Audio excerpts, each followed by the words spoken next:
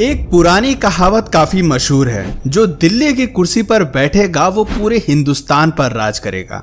प्राचीन काल से लेकर आज के समय तक दिल्ली संपूर्ण भारत देश में सबसे अहम माना जाता रहा है। महाभारत काल में पांडवों ने दिल्ली को अपनी राजधानी बनाया था। उस समय इस शहर को इंद्रप्रस्थ के नाम से जाना जाता था। आज भी दिल्ली भारत की राजधानी के रूप में पूरे विश्व में विख्यात है।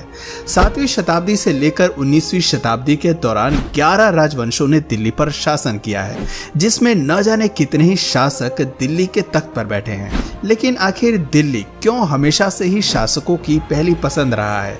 दिल्ली शहर की स्थापना कैसे हुई? दिल्ली का काशी, मथुरा या अयोध्या जैसा कोई धार्मिक इतिहास भी नहीं रहा है। इसके बावजूद हजारों वर्षों से दिल्ली शहर पॉलिटिक्स और इकोनॉमिक्स का केंद्र रहा है।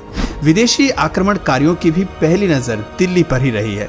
नादिर शाह जैसे कई विदेशी शासकों ने दिल्ली को कई बार लूटा है। आज की इस वीडियो में हम दिल्ली के पूरे इतिहास के बारे में आपको बताएंगे, जिसे जानना आपके लिए बेहद जरूरी है। राजपूतों को दिल्ली के असली संस्थापक के तौर पर जाना जाता है। 736 ईस्वी में तोमर राजवंश ने सबसे पहले दिल्ली पर राज करना शुरू किया था। अनंगपाल तोमर इस डायनेस्टी के सबसे पहले राजा बने थे। इन्होंने दिल्ली में लाल कोट फोर्ट का निर्माण किया था, जिसके आसपास दिल्ली का पहला शहर बसाया गया। इस किले को अबुल फजल ने किला राय पिथौरा का नाम दिया था। साथ ही अनंगपाल तोमर दिल्ली में आयरन पिलर भी लेकर आए थे, जो आज कुतुब मीनार कॉम्प्लेक्स में स्थित है। ये पिलर सेंट्रल इंडिया के उदयगिरी से लाया गया था। करीब 450 सालों तक दिल्ली में तोमर डायनेस्टी की हुकूमत रही। तोमर डायनेस्टी के राजा अनंगपाल तोमर द्वितीय के पोते पृथ्वीराज चौहान थे, जिन्होंने दिल्ली में 1180 से लेकर 1192 तक राज किया। पृथ्वीराज चौहान एक महान और समझदार योद्धा थे। उन्होंने पहले ही भांप लिया था कि इस्लामिक शासक भारत में प्रवेश करने की योजना बना रहे हैं। पृथ्वीराज चौहान ने सभी राजपूत राजाओं को एक साथ मिलाया और काफी हद तक विदेशी ताकतों को रोकने में कामयाब भी रहे थे।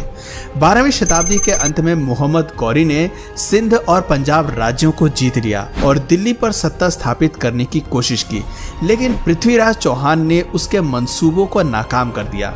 असल में राजपूत राजा अपनी बहादुरी के साथ साथ अपने उसूलों के लिए भी जाने जाते थे। वे कभी निहत्थे और कमजोर व्यक्ति पर वार नहीं करते थे। 1191 में पृथ्वीराज चौहान ने मोहम्मद गौरी को बैटल ऑफ तराइन के युद्ध में परास्त कर दिया था, लेकिन उसे मारा नहीं। और मोहम्मद गौरी को जिंदा जाने देना पृथ्वीराज चौहान की सबसे बड़ी गलती साबित हुई। मोहम्मद गौरी ने सन 1992 में एक बार फिर पृथ्वीराज चौहान के साथ युद्ध किया और इस बार पृथ्वीराज चौहान को अन्य राजाओं का साथ नहीं मिला, जिस कारण उनकी हार हुई। पृथ्वीराज चौहान दिल्ली के अंतिम हिंदू रूलर माने जाते हैं। मोहम्मद गौरी ने अपने गुलाम कुतुबुद्दीन ऐबक को 1206 में दिल्ली का बादशाह बना दिया और इसी साल दिल्ली सल्तनत की स्थापना भी शुरू हुई। क्योंकि कुतुबुद्दीन ऐबक एक गुलाम था, इसलिए उनके राजवंश को स्लेव डायनेस्टी का नाम दिया गया। कुतुबुद्दीन काफी दयालु किस्म का माना जाता था। अक्सर अपनी प्रजा के बीच वो जरूरत का सामान बंटवाता रहता था, इसलिए उसे लखबख्श का नाम भी दिया गया था। कुतुबुद्दीन ऐबक ने ही दिल्ली में कुतुब मीनार बनाने की शुरुआत की थी और 2.5 दिन का झोपड़ा जैसी कई अन्य ऐतिहासिक इमारतों का निर्माण कराया। कुतुब मीनार का काम बाद में शमसुद्दीन इल्तुतमिश द्वारा पूरा किया गया। इल्तुतमिश ने दिल्ली पर राज करने के दौरान चाह लगनी की शुरुआत की, जिसे एक प्रकार का मंत्रिमंडल कहा जा सकता है, और साथ ही एकता सिस्टम की शुरुआत भी इल्तुतमिश के द्वारा ही की गई। इल्तुतमिश ने चंगेज खान जैसे बाहरी ताकतों को भारत में प्रवेश करने से रोक कर रखा।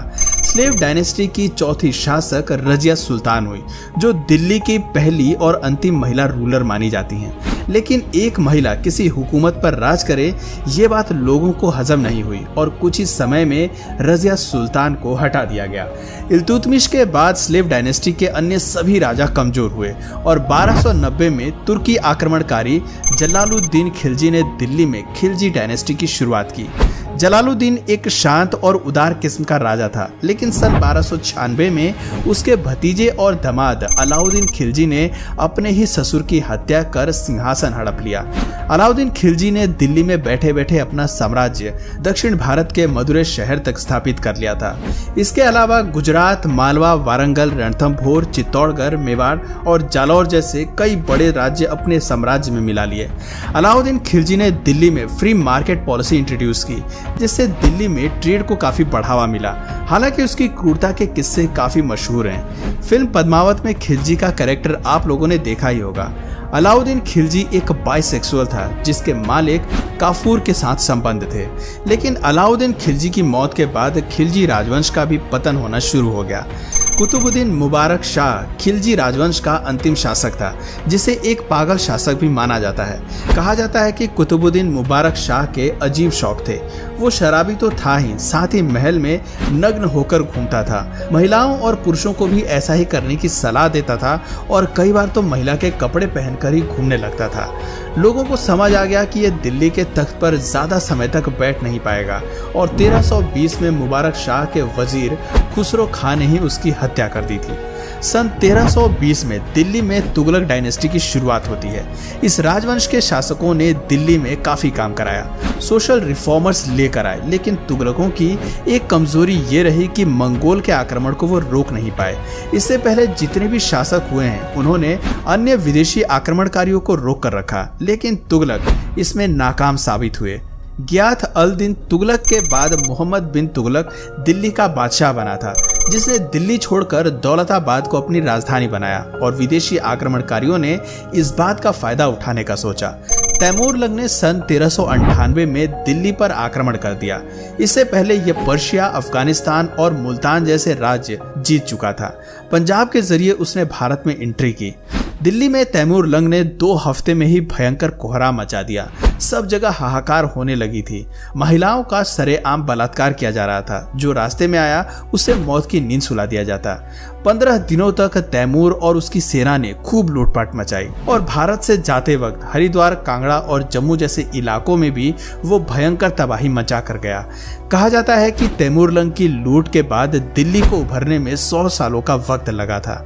सन 1414 में खिजीर शाह को तैमूरलंग ने दिल्ली की गद्दी पर बिठाया और इस तरह दिल्ली में सैयद वंश की शुरुआत हुई। यह डायनेस्टी दिल्ली के इतिहास की सबसे कमजोर डायनेस्टी मानी जाती है और बहुत कम समय तक ये दिल्ली पर राज कर पाए।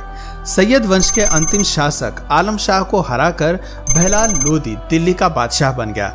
लोधी वंश ने दिल्ली को व्यापार और लिटरेचर का केंद्र बनाया। इस वंश के दूसरे शासक सिकंदर लोधी हुए, जिसने आगरा शहर बसाने की शुरुआत की। साथ ही दिल्ली में और आसपास के कई राज्यों पर इस राजवंश ने काफी निर्माण कराए। दिल्ली के लोधी गार्डन में लोधी वंश के शासकों के मकबरे बने हुए हैं। लोधी वंश के अंतिम शासक इब्राहिम लोधी हुए। इब्राहिम लोधी वैसे तो एक ताकतवर शासक के रूप में जाने जाते थे, लेकिन उसके शक करने की आदत बहुत खराब थी। छोटी छोटी बातों पर वो अपने मंत्रियों की ही हत्या कर देता था। हर किसी को संदेह की निगाह से देखता था। इब्राहिम लोधी को गद्दी से हटाने के लिए अलाउद्दीन और दौलत खान, जो उसके दरबार में गवर्नर थे, उन्होंने बाबर को भारत आने का न्योता दे दिया। बाबर को भारत आने का इससे अच्छा मौका नहीं मिल सकता था और काबुल छोड़कर वो भारत आ गया। सन 1526 में इब्राहिम लोधी और बाबर के बीच पानीपत का पहला युद्ध होता है, जिसमें बाबर की जीत होती है। उसने जीत की खुशी में प्रजा के बीच चांदी के सिक्के बंटवा दिए थे। वो एक दरियादिल वाला इंसान माना जाता था। सन 1527 में बाबर ने राणा सांगा को और 1528 में चंदेल के राजाओं को भी परास्त कर दिया था, लेकिन बाबर इस जीत की खुशी ज्यादा लंबे समय तक नहीं बना पाया और 1530 में उसकी मौत हो गई। बाबर के बाद उसका बेटा हुमायूं ने दिल्ली का तख्त संभाला। हुमायूं काफी शांत स्वभाव का राजा था। उसके अपने भाइयों ने ही उसके खिलाफ षड्यंत्र रचा, जिस कारण उसे जान बचाकर भारत से भागना पड़ा। सन 1540 में दिल्ली में सूरी वंश के राजाओं ने राज किया। शेरशाह सूरी सबसे पहले बाबर की सेना में एक सैनिक था, लेकिन बाद में हुमायूं की जगह वो दिल्ली का बादशाह बन गया।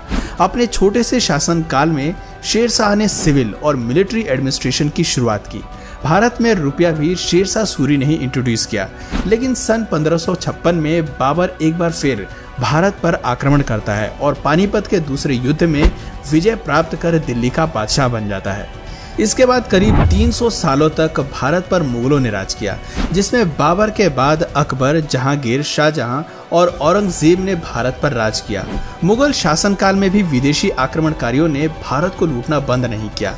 नादिर शाह और अहमद शाह दुर्रानी जैसे शासकों ने भारत पर कई बार वार किया और न जाने कितनी धन दौलत यहाँ से लूटकर अपने साथ ले गए। सन 1800 के बाद मुगल साम्राज्य कमजोर होने लगा था। 1857 के विद्रोह के बाद ब्रिटिशर्स ने बहादुर शाह जफर द्वितीय को वर्मा भेज दिया, जिसके बाद दिल्ली में ब्रिटिश क्राउन रूल की शुरुआत हुई। सन 1858 में क्वीन विक्टोरिया को भारत का एम्परर घोषित कर दिया गया। अंग्रेजों ने पहले कलकत्ता को भारत की राजधानी बनाया था, लेकिन सन 1911 में कलकत्ता से राजधानी को दिल्ली शिफ्ट कर दिया गया। तब से लेकर आज तक दिल्ली को भारत की राजधानी होने का गौरव प्राप्त है। 1947 में आजादी के 5 साल बाद सन 1952 में चौधरी ब्रह्म प्रकाश दिल्ली के प्रथम मुख्यमंत्री बने। तो दोस्तों, ये था दिल्ली का पूरा इतिहास कि आखिर किस तरह राजपूतों के बाद विदेशी आक्रमणकारियों ने दिल्ली पर राज किया। सैकड़ों वर्षों की गुलामी के बाद दिल्ली सहित पूरे भारत को आजादी मिली। आजादी के आंदोलन में भी दिल्ली की भूमिका काफी महत्वपूर्ण रही है। आज दिल्ली में ही सुप्रीम कोर्ट, संसद भवन, राष्ट्रपति भवन जैसे प्रमुख भवन मौजूद हैं और दिल्ली से ही 140 करोड़ की आबादी वाला देश चलाया जा रहा है। तो दोस्तों, आप किस शहर से इस वीडियो को देख रहे हैं, नीचे कमेंट करके जरूर बताइए। और अगर इस वीडियो से आपको कुछ नया जानने या सीखने को मिला या फिर इंटरेस्टिंग लगा तो प्लीज इस वीडियो को एक लाइक करके अपने फ्रेंड्स और फैमिली में इसे जरूर शेयर करें। और यदि आप इस चैनल पर नए हैं तो प्लीज इस चैनल को सब्सक्राइब करके बेल नोटिफिकेशन आइकन को ऑन कर लीजिए, ताकि हमारे आने वाले वीडियोस आप मिस ना करें। मिलते हैं फिर किसी वीडियो में नए टॉपिक के साथ, तब तक के लिए नमस्कार।